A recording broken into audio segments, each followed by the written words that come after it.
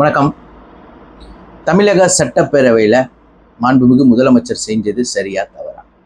இதுதான் பழைய டிபேட்டில் ஓடிட்டு இருக்குன்னா எப்படின்னா, ப்ரெஸ் ஆள் இருப்பாங்க, அரசியல் விமர்சகர் சொல்லிட்டு திமுக சார்ந்தவங்க தான் இருப்பாங்க, வேற யாரும் இருக்க மாட்டாங்க. இதுதான் காலங்காலமாக நடக்கிறதுன்னு வச்சுக்கோமே. இந்த மாதிரி ஆக்டிங் பண்ணீங்க, ஞாபகம் இருக்குங்களா? பின்னாடி இறந்தவர்ல அன்பழகனார் பின்னாடி இருந்து என்னென்ன ஆக்ஷன் காட்டினாரு, அதெல்லாம் பார்க்காமையா இருக்கும். சட்டசபை மாண்பு, அந்த மாண்புக்கு அர்த்தம் என்னன்னு சொல்லிட்டு திமுகவுக்கு தெரியுமான்ட்டு நம்மளுக்கு தெரியல.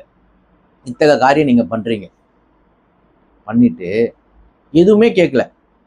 நடந்த ஊழலை பத்தி பேசிட்டு இருக்காங்க. அவங்க ஆளுநர் உரைக்கு ஒரு நன்றி உரைவை தெரிவிச்சுட்டு வராருன்னு வச்சுக்கோங்களேன். ஒரே ஒரு வார்த்தை தான், பார்ட்டி ஃபண்ட். அந்த பார்ட்டி ஃபண்ட் என்ற ஒரு வார்த்தைக்கு நீங்க எந்த அளவுக்கு ஆனீங்க பார்த்தீங்களா? உண்மை, நிதர்சனமான உண்மை அதுதான். பார்ட்டி ஃபண்ட் ஆக்சுவலா அந்த பார்ட்டி ஃபண்டுக்கு நம்ம இன்கம் டேக்ஸ் கட்ட தேவையில்லையாங்க. இதுதான் பார்த்தேன், அந்த பார்ட்டி ஃபண்டோட ஏதோ பார்த்தா, ஏங்க வருஷத்துக்கு 4 லட்ச ரூபா சம்பாதிக்கிறவனுக்கு 5% டேக்ஸ் வச்சுங்க. 4,01,000 4,01,000 சம்பாதிச்சுன்னா வருஷத்துக்கு உங்களுக்கு 5% டேக்ஸ். ஆனா பார்ட்டி ஃபண்ட்ல 1000 கோடி வந்தா கூட நீங்க டேக்ஸ் கட்ட வேண்டியது இல்லை. அப்ப பாருங்க எத்தகையமான ஒரு சிஸ்டத்தை நம்ம இருக்கோன்றதை நம்ம பார்த்துட்டு இருக்கோம். சட்டசபையோட மாண்பை கெடுக்கிறாங்க. என்னங்க இது? நீங்க பேசுறீங்க, 1008 பேச்சு பேசுறீங்க.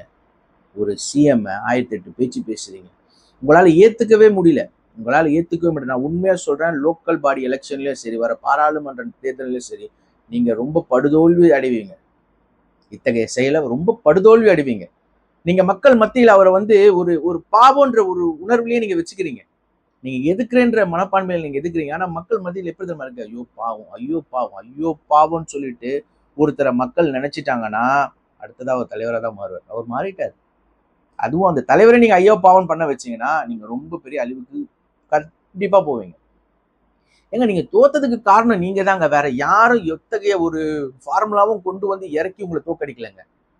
நீங்க தோத்ததுக்கு காரணம் நீங்க மட்டும்தான், வேற யாரும் காரணம் இல்லை. மற்றவங்களை குறை சொல்லாம ஃபர்ஸ்ட் என்ன ஒர்க் அதை பாருங்க. அதுவும் ஜென்சின்னு சொல்லிட்டு ஒன்று தூக்கிட்டு இப்ப பண்ணிட்டு இருக்கீங்க பாருங்க. அது ஜென்சிங்களாங்க அவங்களா? எல்லா பகுதி செயலாளர், வட்ட செயலாளர், மாவட்ட செயலாளர், உங்க பசங்க, பேரன் பேத்தி, கொள்ளு பேரன் பேத்தி எல்லாம் தாங்க இருக்கிறாங்க.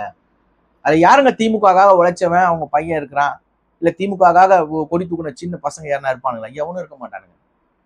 இதுலயும் ஒரு என்ன அரசியல் நீங்க கொண்டு வரீங்கன்னா, ஒரு குடும்ப அரசியல் தான் கொண்டு வரீங்க. அதெல்லாம் விட்டுட்டு இல்லாம சொல்ல மாட்டேன். நீங்க இந்த அரசியல் பண்ணீங்கன்னா உங்களுக்கு அது ஆப்போசிட்டா தான் திரும்புன்றதுல 100% மாற்று கருத்து இல்லை. இந்த அரசியல் போக்கு ரொம்ப ஒரு ஒரு நீங்க என்ன நினைக்கிறீங்க தெரியுமா? இத்தகைய செயல், நீங்க காட்டின செயல்லாம் வேற செயலை நீங்க காட்டியிருக்கீங்க. அவர் காட்டினது இந்த செயல் தான். நம்ம காங்கிரஸ் கிட்ட பேச்சுவார்த்தை முடிச்சுட்டு நம்ம முன்னாள் முதல்வர் பண்ணிட்டு போனார் பார்த்தீங்களா? அந்த செயலை ரிப்பீட் பண்ணியிருக்காரு. நீங்க சொல்றீங்க பேப்பரை பார்த்து படிக்கிறார் சொல்றீங்க. அதை சொல்றதுக்கு நீங்க பேப்பரை பார்த்து படிக்கிறீங்க. சட்டசபை உள்ள இருந்து வெளியே பிரஸ் மீட் வர்றதுக்கு ஒரு 2 நிமிஷம் இருக்கு, ஆயிருக்குமா? மினிமம் மேக்ஸிமம் ஒரு 10 நிமிஷம் 5 நிமிஷம் ஆயிருக்கும், 10-5 நிமிஷம் ஆயிருக்கும். அதுக்குள்ள உங்க கையில ஒரு பேப்பர் ஒன்று வந்து போச்சு. அந்த பேப்பர்ல என்ன இருக்குன்னா, உள்ள என்ன நடந்துச்சு அந்த 10 நிமிஷம் கேப்ல இருந்தது அந்த பேப்பரை பார்த்து நீங்க படிங்க. அதுவே உங்களால ஓரளா பேச முடியலையே, நீங்க எப்படிங்க சொல்லலாம்? அவரை பார்த்துட்டு எப்படி நீங்க பேப்பரை பார்த்து படிக்கிறேன்னு நம்ம சொல்ல முடியும்? சொல்ல முடியாதுல்ல. இத்தகைய அரசியல் போக்கு உங்களுக்கு பெரிய தோல்வியை கொண்டுக்கும். நீங்க எவ்வளவு பெரிய பிரஸ்ஸை கூட வச்சிருந்தாலும் சரி, அரசியல் விமர்சகர் சொல்லிட்டு அந்த தூய தமிழ்ல ஒரு 4 வார்த்தை பேசினா அரசியல் விமர்சகர் ஆயிட மாட்டாங்க. கிரவுண்ட்ல இருக்கிற மேட்ரு தெரியணும். ஒருத்தருக்கு நம்பர் டேட்டா வச்சு ப்ரெடிக்ஷன் பண்ண தெரியல. நீங்களாம் ஒரு பொலிட்டிஷியன்ஸா? நம்பர் இல்ல, ஒரு கிரவுட் புல்லிங்க வச்சு உங்களால டேட்டா கலெக்ட் பண்ண முடியல. திமுக 2 ஷீட்டு, அதாவது சாரி டிவிக்கு 5 ஷீட்டு, 6 ஷீட்டு, 7 ஷீட் அடிக்கணும். நீங்க சிட்டிக்குள்ளேயே 16 ஷீட்ல 14 ஷீட்டு காலி. அப்படியாப்பட்ட ஒரு மனநிலைமையில உள்ள அரசியல்வாதிங்க, அரசியல் விமர்சகர் தான் இருக்கிறீங்க. ஒரு டேட்டா இல்லை, அதாவது நம்பர் இல்லை உங்ககிட்ட. இப்ப கிடைச்சிருக்கல நம்பரு 33% நம்பர் கிடைச்சிருக்கல. அதை வச்சு நீங்க ப்ரெடிக்ட் பண்ணுங்களேன், வரப்போற நாடாளுமன்ற தேர்தல் எப்படி விளையாட்டு இருக்கு போகுதுன்னு. நியூஸை பார்க்குறது நம்ம சேனலை லைக் பண்ணுங்க, ஷேர் பண்ணுங்க, சப்ஸ்கிரைப் பண்ணுங்க. நான் உங்க காமேஷ், நீங்க பார்க்குறது பொலிட்டிக்கல் டிராமா வித் காமேஷ்.